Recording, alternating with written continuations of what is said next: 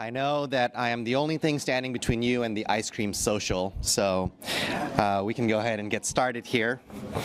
My name is Ivan. I'm the CEO and founder of a startup called datasaur.ai. Just a little bit about us for context and background. We've been doing this for 5 years. So we started this company 5 years ago to focus on everything related to natural language processing. Any AI related to text, documents, and audio. The first product we launched was an NLP labeling product, one that allowed you to label the data required to train your AI models. And then in the last year, we've launched an LLM development platform that allows clients to compare and build with the 200 plus AI models. I'm actually really grateful for Marin for giving that talk right prior to mine, because I think it sets a lot of the context and sets the stage. Our mission is to democratize access to NLP technology, and there's a lot of overlap between the platform we've built out and making that accessible to a broader audience. Sampling of the customers that we've served over the years. So we've been fortunate enough to serve a bunch of Fortune 500 companies, academics from around the globe, as well as public sector like FBI. So we have a lot of experience talking to companies and organizations about how they're going to bring NLP solutions into production. Having been around since 2019, we also saw the advent of LLMs and ChatGPT. Fun fact, one of our investors is actually the president of OpenAI, Greg Brockman. So we had an early access, and we jumped right into LLMs as a subset of NLP.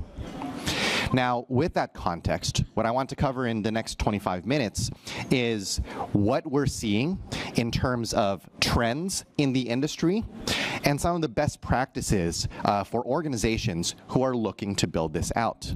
I understand that this is the build track, and I expect many of you to be more on the technical side, so I'll be orienting a lot of this from the perspective of a data scientist and what you can do to convince your execs to invest more in this technology, as well as some of the best practices that you can take back and actually practice. So we're going to start with 2024 trends, right?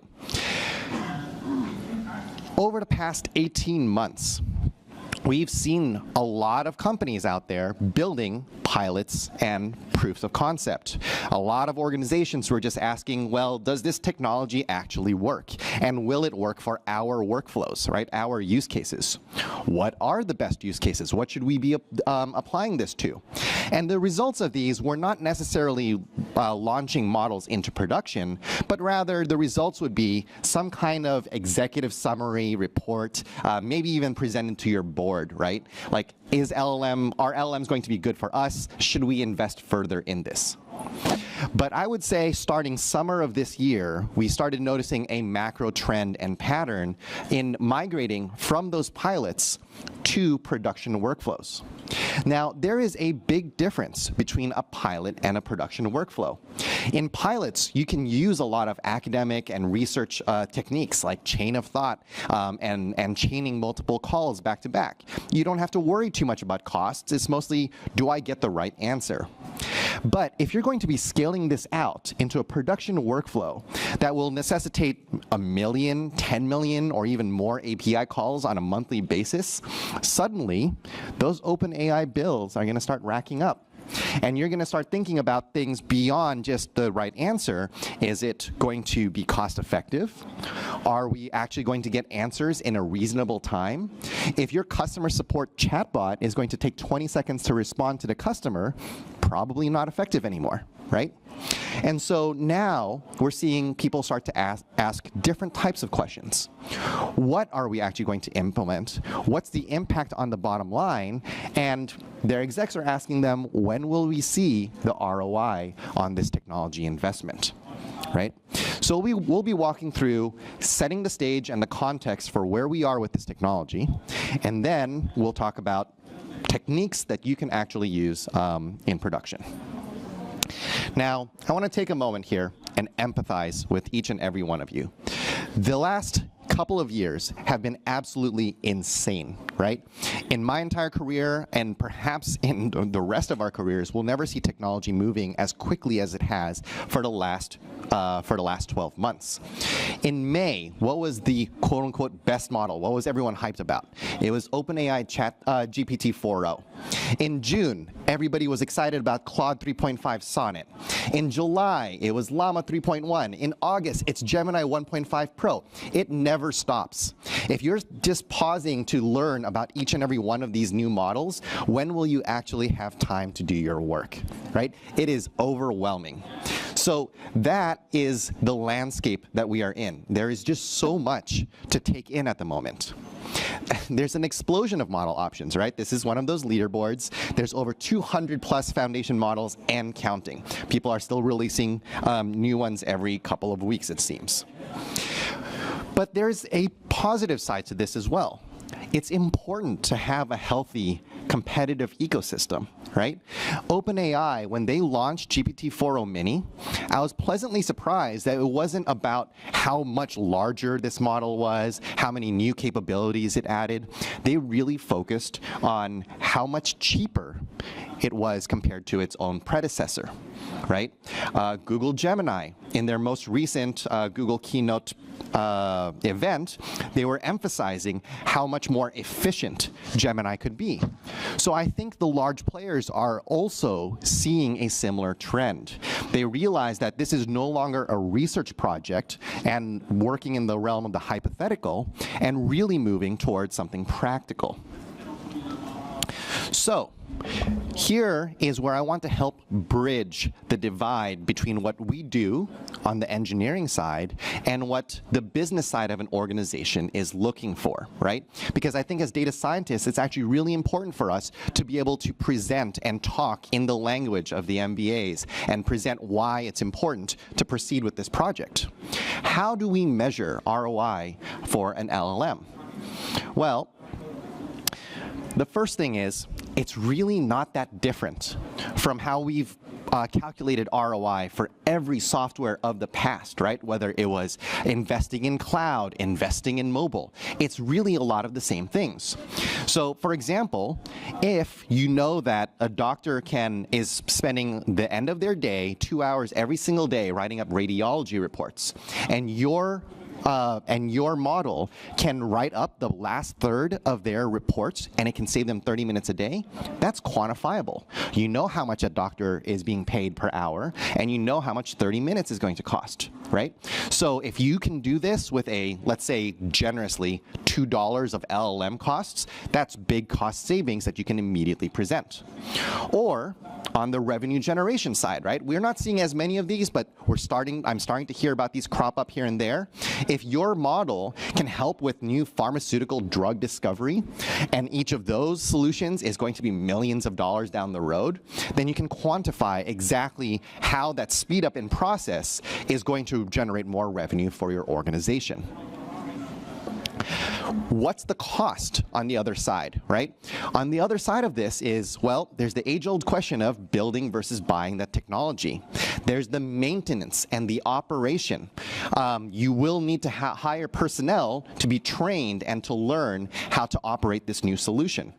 And then the onboarding and the training side of it, right? So it is much more than just deploying the model to production. The work doesn't stop there. I've seen insurance companies, real estate agents being trained on how to use Gen AI, and there's a lot of reluctance, right? There's a lot of, what's the word I'm looking for when, it's inertia. There's a lot of inertia to overcome when humans have been doing something for the last 20, 30 years and you're introducing a brand new solution. So you have to think beyond just the dollars and cents, and it's really in in convincing your users and your audience to actually adopt this. Now, there are some new aspects to the technology, and those are the ones that I have in italics. For the very first time in a generation of software, we have legitimate unit costs to inferencing LLMs. That's something we as software developers have never had to consider before, right?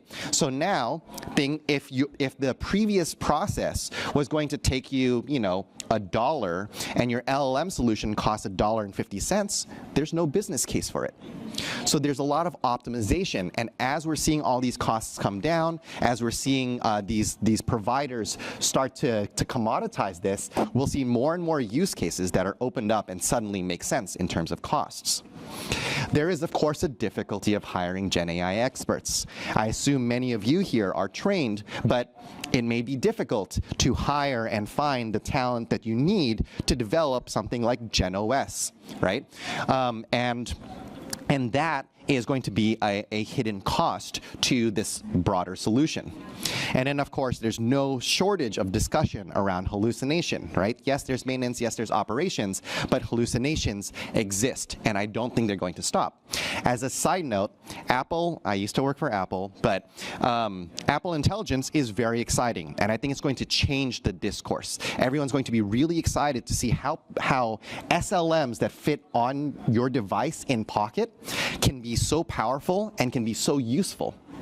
But on the other hand, I don't believe that they've solved hallucinations either. And I guarantee that next week we're going to be looking at headlines saying, Apple told me to put toothpaste in my mint chocolate chip cookies, right? So we have to address these problems. But again, even hallucinations aren't new. Software has always had an error rate. And so hallucinations are just brand new, sparkly word for software gets things wrong sometimes. And we just have to calculate that as part of the ongoing cost. Beyond this, that was a lot on just like the cost side, right? But there's also a lot of other parameters that you have to consider. So for example, you've got timeline. When are you going to develop the solution? When do you need this by?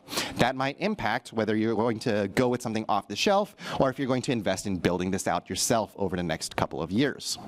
There is security. There is preferred cloud. If your entire organization is on Microsoft, then it'll be really hard to use anything that's not available through Microsoft if that's where all your data is already at. There are data integrations to be considered. There are SLAs. Again, I mentioned this with this customer support, but how long are you willing to wait for an answer? If it's a medical use case and it's a life and death situation, you're willing to let the model take as long as it needs. But if it's customer support and it needs and the customer is expecting an answer within 2 seconds, you're going to choose a very different model for that. So you have to look beyond just the traditional quality and cost and into kind of the broader context of the workflow you're solving for. Okay, so having set the context, what are some things that we can actually impact? What are some things that we can take action on to address some of the problems that I've laid out? So first of all, I know I asked this question earlier, what's the best model? People come to me all the time and just ask, like, what is the best model? What should I be using? Well, I think that the answer is there is no single best model. This is a hypothetical company, but I think that in 2-3 years' time, most organizations are going to look something like this pie chart. Maybe you're using OpenAI or Azure for 35% of your use cases. Maybe you're using Gemini for another set, right? Maybe AWS, maybe homegrown, some other startup takes part of the pie as well. So we should not be so fixated on Claude 3.5 has finally overtaken OpenAI. That's a great kind of like media headline for news articles. But as practitioners, we should be open to looking at all the different solutions and understanding their different strengths and weaknesses and realizing, hey, Gemini has really large context windows. It's going to be really effective for this type of use case. Whereas Claude 3.5 might be better at logic reasoning, and we're going to implement something along those lines for that use case. I've mentioned build versus buy a number of times, and here's another example of that, right? I also think that every department will need to consider and weigh the different pros and cons of different solutions and arrive at their own conclusions. So there will be this is looking like, again, 2-3 years into the future. Maybe for your company, the HR, the marketing, the sales departments, they've evaluated a number of different options. Maybe they say, look, Salesforce Gen AI, Gusto Gen AI, these are good enough. And we're just going to leverage those off the shelf. It's pretty industry stock standard. good enough for me, right? Whereas maybe your accounting department has some very custom processes, and they don't want to go with something off the shelf. They need to customize, and they need to build their own. And certainly for the secret sauce of your organization, that's something that you don't want to outsource. It's something you want to fully control end to end. And for strategic reasons, you have to invest in and develop your own. So again, no single model, right? Like, we're not going to get to a stage where right now you think about companies like, oh, this is an Azure company, or no, we're a GCP type of company. I think there's going to be even more diversity and more flexibility when it comes to Gen AI solutions. Now we get into something a little more technical, and this is something that I've been pushing a lot, I'm really excited about. There is a powerful concept out there called LLM distillation. Again, people are often fixated on the largest model, the best model. Well, let's take the Llama family, right? Recently introduced, I'm a big fan of this open sourced offering. They released an 8B model, a 70B model, and a 405 billion parameter model. This is a case study that my team ran within 48 hours. We took an open source data set from Hugging Face, and what we did first was we took the Hugging Face data set comes with both the prompts as well as the answers for ground truth. So we know what the answer is, but we put aside the answers for a moment, and we just said, okay, Llama 3.1, what are the answers here? And we evaluated it. Llama 3.1, if you look at that first row, 405B was able to accomplish 76%. This is off the shelf, no fine tuning, no training whatsoever, 76%, pretty good. The 8 billion sibling, it's going to understandably perform a little worse, right? 67% accuracy. But what blew my mind, and this is with 48 hours, 1,000 examples for fine-tuning, Llama 3 8 billion parameter model was able to achieve higher accuracy after fine-tuning. Let that sink in for a moment. 405B requires some super GPU-powered server somewhere. 8 billion parameter model can be run off of your MacBook Pro. You can fine-tune the 8 billion parameter model and run this locally now and achieve greater accuracy than its much more powerful, much more advanced sibling, right? So I actually think that this is going to be a really powerful technique moving forward. And again, Apple Intelligence, these are like 3 billion parameter models that will now work on your iPhone 15s and 16s. I think that's really going to further ingrain the idea that SLMs, small language models, can be just as powerful, if not more so, than the larger siblings, okay? This really just kind of drills down on this. Again, these are off-the-shelf solutions, not optimized whatsoever. But at 3.1 405B, in order to run 10,000 prompts, it would take about 14 hours and $76. The exact same thing with fine-tuned Llama 3, it's 7 hours and $24, right? So when we're going and presenting an executive report, and you can not only show that like the quality is better, but it's going to be twice as fast and a third of the cost, that's going to make your report that much more impactful. This is kind of the summary slide. I'll skim through this, right? But higher precision, recall F1 score, reduced cost by 3x, inference speed is 1.5 times faster. Future-proofing against next-generation models. This is another concern that I hear time and again from our organizations. Well, it feels like there's never a right time to jump in and start building off of a model. It feels like things are constantly getting better. Why don't we just wait until the dust settles? Well, I recently moved homes, and I'm in the market for a new TV, right? I'm no TV expert, but I'm not sure how many of you could tell me the difference between Samsung's Crystal UHD, OLED, and QLED, right? It feels very similar to that. Like, a lot of these are going to be just good enough. Unless you're a real aficionado, unless you really care deeply about this and you just have to have the latest and greatest, pick pick a model, right? It's kind of crazy. A year ago, it would have been inconceivable to say that like someone would catch up with OpenAI. Yet here we are, and the majority of the community thinks that Claude 3.5 is comparable on most metrics.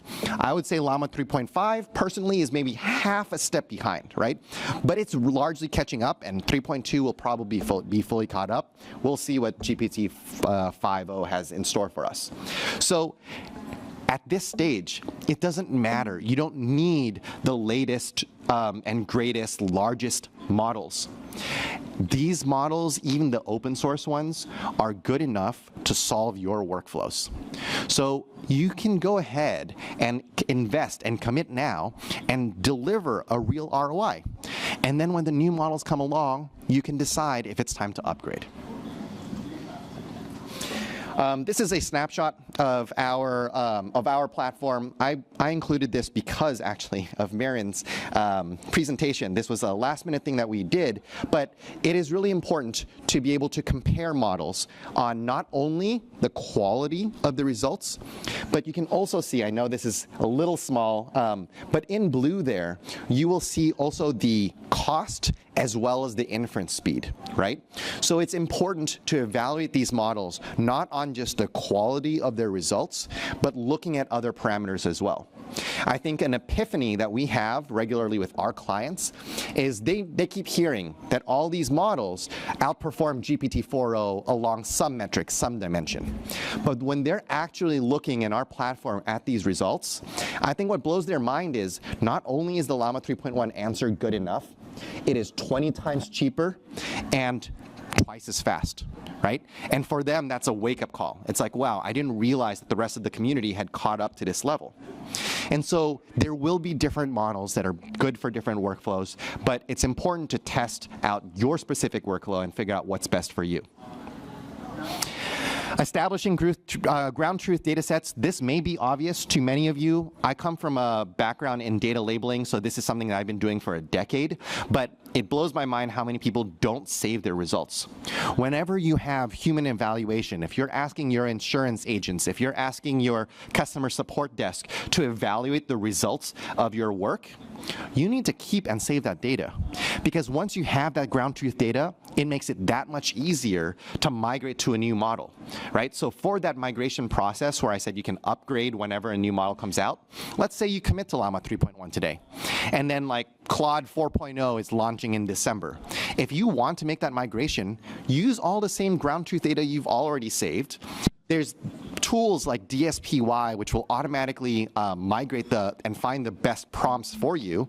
And then you can automatically evaluate and see when it matches your existing Llama 3.1 solution.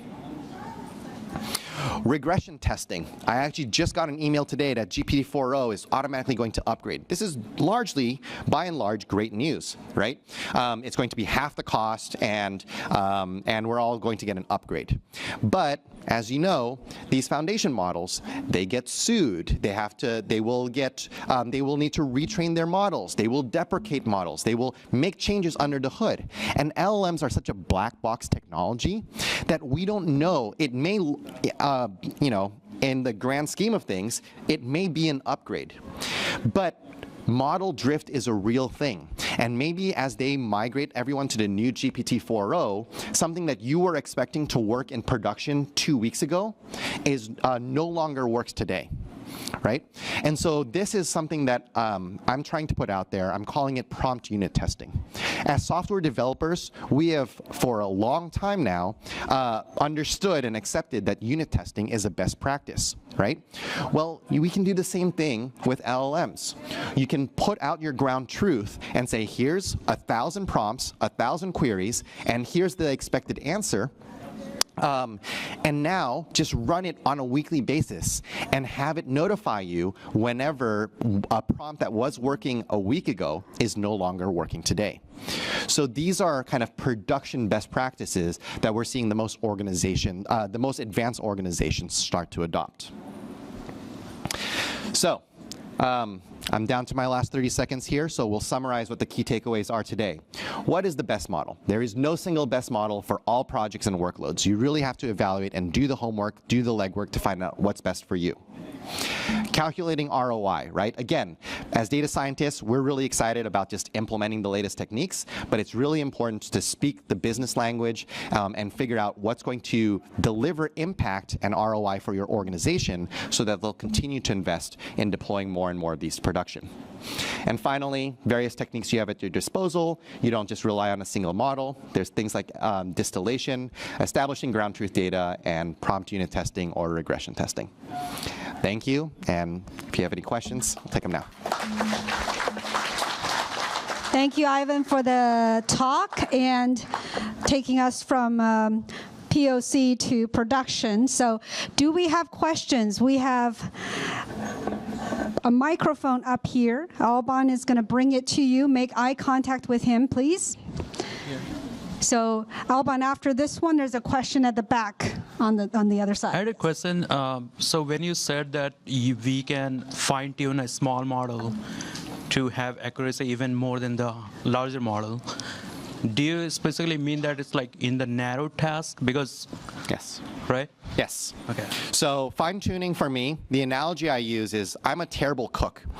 But if I were to train with a Michelin star chef for 1 month, I could get pretty good at 1 or 2 dishes.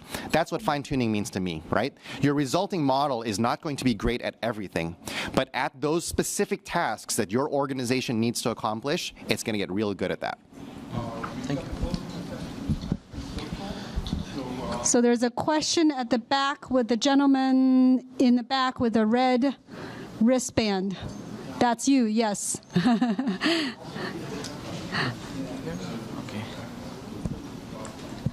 I'll come out from behind the TV here. Hello.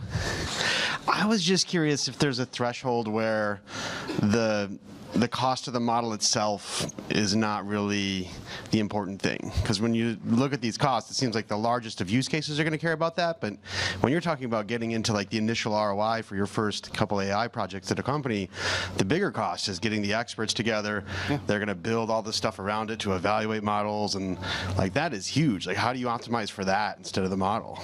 Yeah, 100%, right? So that's why I'm saying there's an ongoing cost, and you have to make sure the ROI, like if it's going to be task-oriented, if it's like an insurance company and you're doing like field report intake, maybe there's a very specific per task ROI you have to optimize for. But on the other hand, if it's a broader company initiative, you have to take all those other factors into consideration. And I've been surprised, right? It's not just costs that are on people's mind. A lot of the organizations coming to us care more about inference speed than they do about cost at this time. So it's really going to vary from industry to industry, workflow to workflow. Yeah, that's great. And also risk and higher stakes use cases, that's also something that I see a lot more. Yeah. The microphone passes right behind you. Yeah. And this will be the second to the last question, and then you will be the last question. Thanks, Ivan. What are the biggest detractors you see for people going from POCs to production, and does it vary by industry, or is there a pattern there?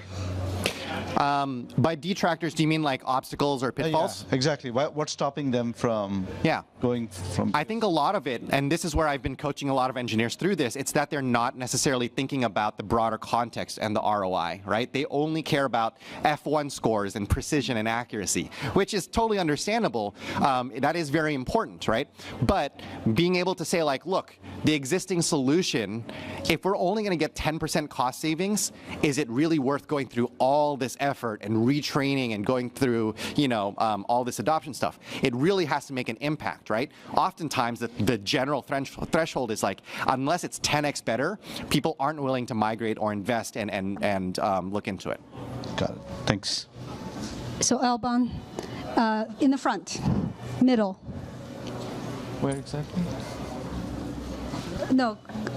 Yes. You're getting warmer, warmer, warmer. There we go.